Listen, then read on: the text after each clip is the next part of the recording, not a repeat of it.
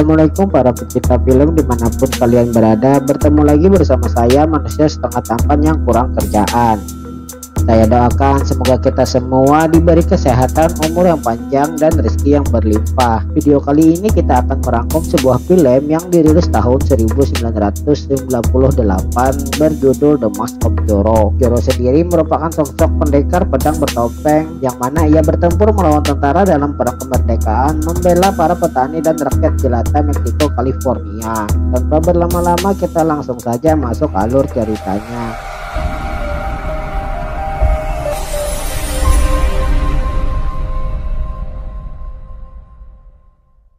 Berkisah pada tahun 1821, kekuasaan Spanyol atas Meksiko selama 300 tahun hampir berakhir. Pemberontakan yang dipimpin oleh Jenderal Santa Anna yang menyebar dari pegunungan tandus di selatan sampai daerah yang kaya dan subur di wilayah utara yang dikenal sebagai California. Lantas sebagai tumbalnya, warga desa dikumpulkan di jalan meminta daerah dari pemerintahan terakhir Spanyol yang dipimpin oleh gubernur korup bernama Don Rafael Montero. Meskipun sebenarnya ia diperintah untuk kembali pulang ke Spanyol, ia malah menolak menyerahkan kekuasaannya kepada Jenderal Santa Anna yang jelas-jelas ia tidak bisa membalas kekalahannya. You have to go, sir, now. Di awal kita diperlihatkan 3 orang petani yang sedang ingin dieksekusi mati. Hal itu menyebabkan banyak keributan di dalam kota karena rakyatnya tidak terima kalau ada terjadi hukuman yang tidak adil. Hukuman tersebut diberlakukan oleh Rafael yang menjabat sebagai gubernur korup di kawasan itu. Rakyat di kota ini menginginkan kebebasan kepada mereka karena peraturan Rafael, rakyatnya diwajibkan membayar upeti yang sangat besar kepada pemerintah. Hingga para petani tidak mampu berbuat apa-apa, dan 2 anak kecil ini bernama Joaquin serta Alejandro. Mereka berdua termasuk orang yang percaya kalau Zorro akan datang menolong rakyat miskin.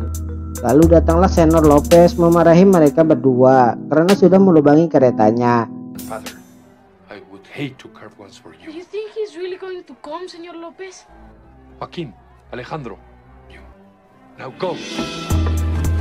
Bukannya menuruti perintah Lopez, mereka malah bergabung dengan para petani yang sedang terjadi kericuhan. Namun saat di dalam kerumunan, Alejandro ditangkap oleh seorang yang berjubah coklat dan bersepatu hitam. Saat membalikkan wajahnya, ternyata orang tersebut ialah Zorro, pahlawan yang sudah melegenda di kota Meksiko. Zorro. Waktu eksekusi pun mulai dijalankan atas perintah Rafael. Aba-aba pun segera dilaksanakan. Namun belum sempat menembak, dari arah samping muncullah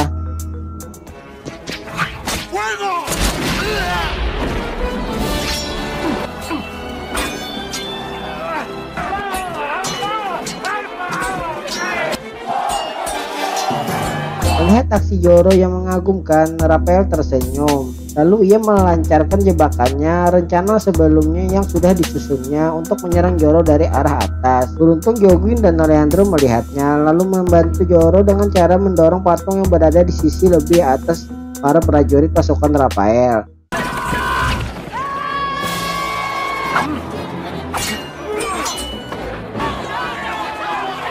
Beberapa saat setelah menghajar para pasukan, Zorro kemudian mendatangi Alejandro dan saudaranya. Zorro lalu memberi sebuah kalung sebagai lambang keberanian dan ucapan terima kasih karena telah membantunya. Lalu setelah memberikan kalung, dilanjutkan dengan mendatangi tempat Rafael berada, tepatnya di lantai atas di dalam balkon.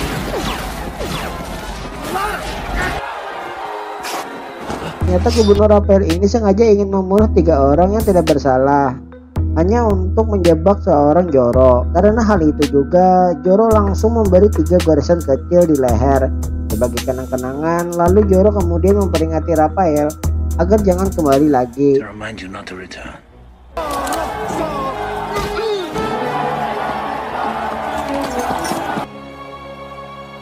Berpindah ke rumahnya, terlihat seorang perawat sedang menemani putri kecilnya Zorro yang bernama Elena. Terlepas dari sosok pendekar bertopengnya Zorro, ia dikenal dengan nama Diego de la Vega, seorang bangsawan California yang termasuk salah satu orang yang berwibawa di daerah tersebut. Diego yang mempunyai kebiasaan menceritakan sebuah cerita dongeng berdasarkan pengalamannya sendiri, malah membuat putri kecilnya tidak bisa tidur dengan nyenyak. Melihat hal itu, sang istri lalu tersenyum sambil mendekati Diego. dan mereka pun mulai bermesraan yang tanpa disadari gubernur beserta prajuritnya sudah memasuki rumah mereka secara diam-diam.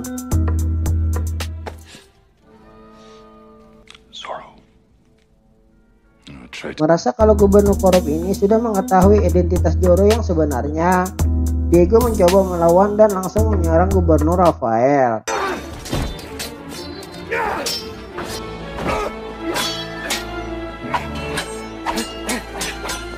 Di tengah-tengah pertarungan menggunakan pedang, salah satu prajurit berinisiatif untuk menembak Diego. Saat bersamaan, sang istri yang melihatnya langsung melindungi Diego dengan tubuhnya. Hal itu pun membuat ia tewas di tempat. Tidak sampai di situ, Diego kemudian mencoba untuk mendatangi putri kecilnya. Namun Rafael yang menyadarinya langsung melumpuhkan Diego dari arah belakang. Rafael sendiri dulunya ia sangat menyukai Donna, yang diketahui sekarang sudah menjadi istrinya Diego. Maka dari itu anak perempuan mereka yang bernama Elena diambil paksa. Kemudian Diego sendiri diasingkan di sebuah pulau penjara terpencil.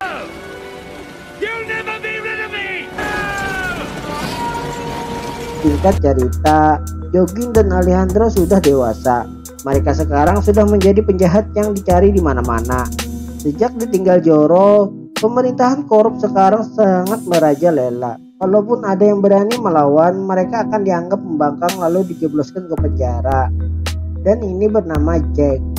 Mereka bertiga berpura-pura agar mendapatkan imbalan hadiah dari hasil penangkapan penjahat Joaquin dan Alejandro. Namun saat Jack meminta imbalannya, penjaga bilang ambil saja hadiahnya di pusat kota. And you can claim your bounty in Tlaxco. How much are we worth? Mendengar hal itu mereka langsung mengeluarkan senjata, kemudian mengikatnya di pohon kaktus dalam keadaan telanjang.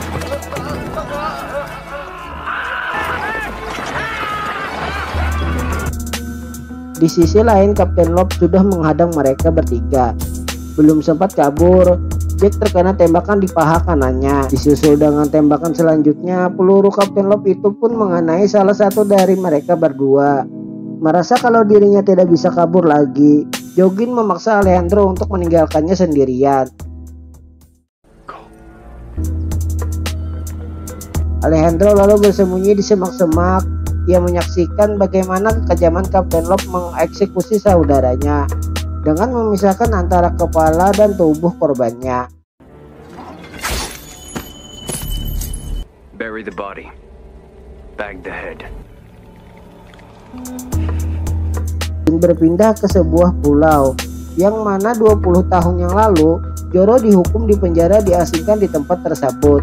Terlihat Rafael sedang mencoba mengenali satu persatu tahanan di sana.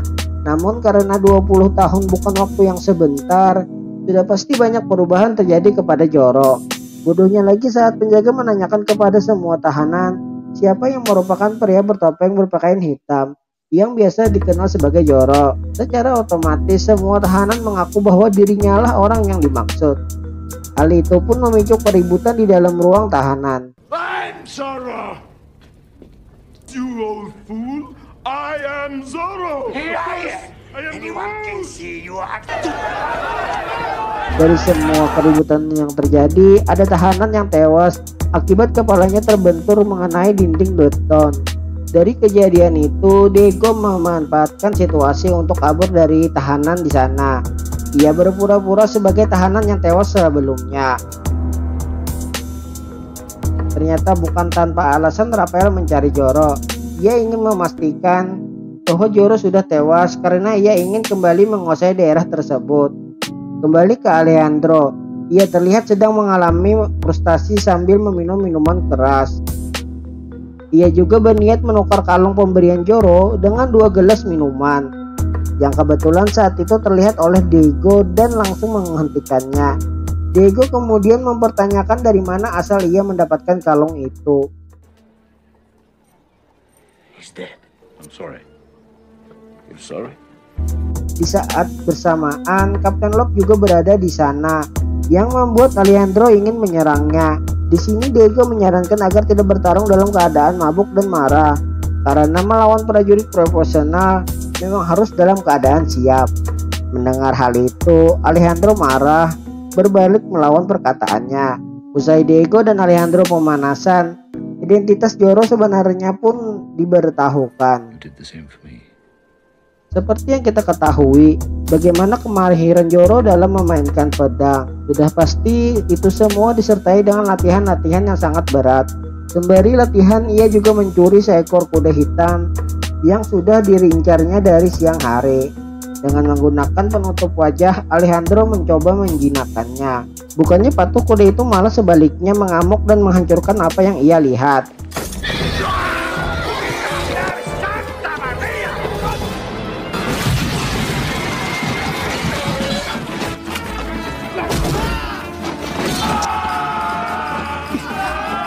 Berhasil kabur dari serangan musuh, ia kemudian bersembunyi di gereja di mana tempat orang biasa mengakui perbuatan dosa. Yang kebetulan saat bersamaan, Elena masuk tempat itu untuk mengakui sebuah dosa yang ia perbuat. Isi pengakuan Elena ialah ia menyukai sesosok kesatria bertopeng Joro yang kebetulan berpapasan saat ingin mengambil seekor kuda.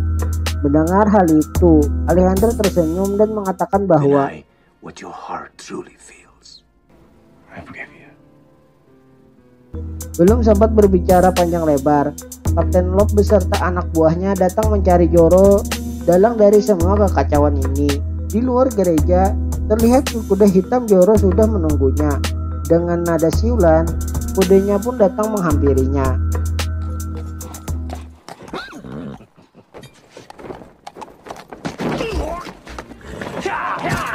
Di tempat berbeda di kediaman Rafael, terlihat sedang mengadakan sebuah pesta. Mereka menyamar berbaur seperti pria yang berwibawa beserta pelayannya. Rafael pun terkagum-kagum mendengar pengakuan Alejandro yang mengatakan kalau ia mempunyai banyak saham serta mengenal baik Ratu Isabella dari Spanyol. Hal itu memungkinkan Rafael menambah wilayah kekuasaannya. Mendengar ada pria berambisi, Alejandro langsung dipersilakan untuk bergabung ke dalam pesta yang sedang berlangsung. Dan sebagai bonus, Alejandro juga diperkenalkan dengan putri yang diasuhnya, yaitu Elena. Di dalam pesta sendiri, Alejandro memancing Elena agar melakukan dansa yang lebih panas, agar supaya mendapat perhatian dari Rafael.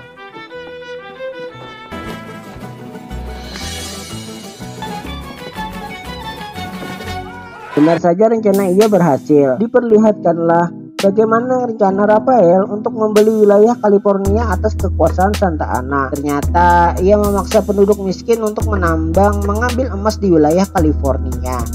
Santa Ana sendiri tidak mengetahui kalau di sana terdapat bongkahan emas yang tersimpan sangat banyak. Hal itu dimanfaatkan Rafael dengan melabel semua batangan emas dengan cap negara Spanyol yang seakan-akan itu berasal dari Spanyol. Saat para dom ini melihat keadaan di dalam tambang penggalian, Alejandro melihat anak kecil beserta bapak pastor yang berada di gereja tempo hari. Di saat bersamaan, Jack mencoba membunuh Kapten Lop namun malah tertembak di tempat. Melihat Alejandro mendekati Jack, Kapten Lop secara tidak langsung mengetahui siapa ia sebenarnya. Kemudian ia mengundang Alejandro sendirian secara empat mata untuk membicarakan sesuatu tentang tanah Spanyol. Berpindah ke ruangan Kapten Love, di mana ia sudah mengundang Alejandro secara khusus. Ternyata undangan itu bukan sekedar undangan. Kapten Love sendiri mengeluarkan sebuah kendi kaca besar yang berisikan potongan kepala saudaranya Alejandro. Tidak puas sampai di situ, Kapten Love kemudian mengeluarkan lagi potongan tangan 3 jari yang berada di dalam wadah kendi lainnya. Melihat reaksi Alejandro biasa saja, Kapten Lop lalu mengatakan, You're yet his brother or not, more than you pretend to be. I will see what I look like through your eyes, Capitan. Di saat Rafael dan Kapten Lop sedang merencanakan pemusnahan massal sebagai cara menghilangkan semua barang bukti, Joro dari atas sempat-sempatnya mengambil peta tentang jalan keluar masuk tambang tersebut. Menyelinap ke suatu ruangan ialah salah satu keahlian Joro. Diego dengan mudahnya mengancam Rafael menggunakan pedang di kediamannya sendiri. Tujuan Diego menemui Rafael bukan untuk membalas tentang California lagi, namun ia menginginkan kebenaran tentang siapa Elena sebenarnya. Elena pun dipanggil untuk menemui mereka berdua. Your daughter is lost, De La Vega. In town, she told me. Saat Elena berada di kota, ada seorang wanita tua mengatakan bahwa Elena mirip ibunya, yaitu Donna de la Vega. Wanita tua tersebut ternyata pengasuh Elena sewaktu masih bayi. Dari sinilah muncul kecurigaan Elena bahwa Diego ini memang ayah kandungnya yang sebenarnya. Diego yang ditahan kemudian dilepaskan kembali oleh Helena.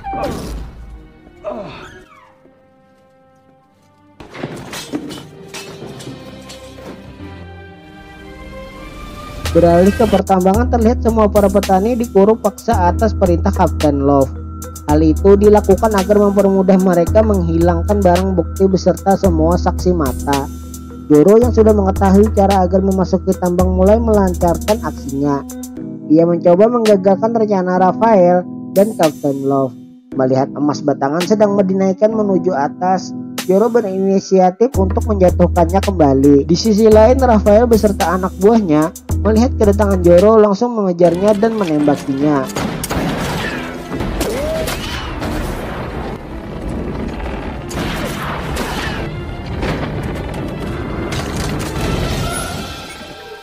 Di tempat yang sama, Kapten Love yang hendak meninggalkan tambang kemudian mengurungkan niatnya. Ia malah memotong sumbu bom yang hendak digunakan untuk menghancurkan tempat itu.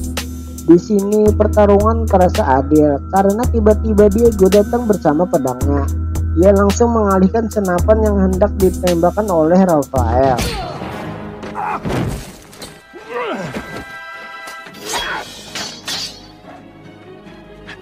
Joro sendiri masih berlari dari kejaran anak buah Rafael hingga akhirnya Kapten Love datang untuk menghadapinya.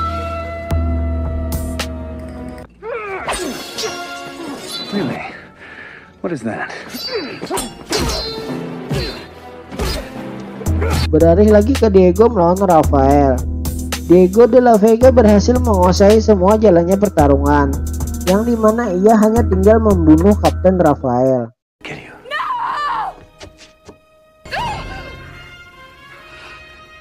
Drop the sword.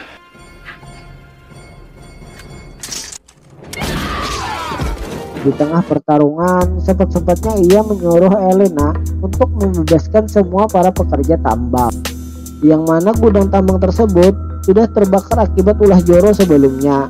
Kapten Love yang berusaha keras membunuh Joro, yang malah akhirnya perutnya tertusuk pedang Joro itu sendiri.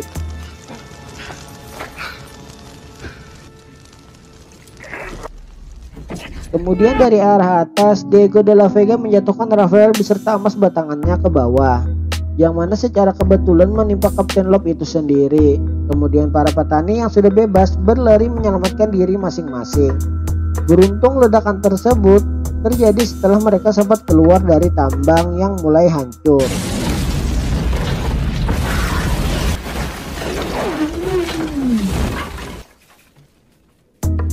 Di scene akhir, terlihat Diego de la Vega akhirnya meninggal dunia. Elena dijodohkan untuk menemani Joro selanjutnya, yaitu Alejandro. Diakhiri dengan keluarga Alejandro beserta putri mereka. Film pun tamat. Terima kasih buat kalian yang telah menonton hingga selesai. Mohon maaf kalau ada kata-kata yang kurang jelas. Saya Jali Juan, sampai ketemu di video selanjutnya. Wassalamualaikum warahmatullahi wabarakatuh. Jangan lupa like, share, dan subscribe ya kawan-kawan.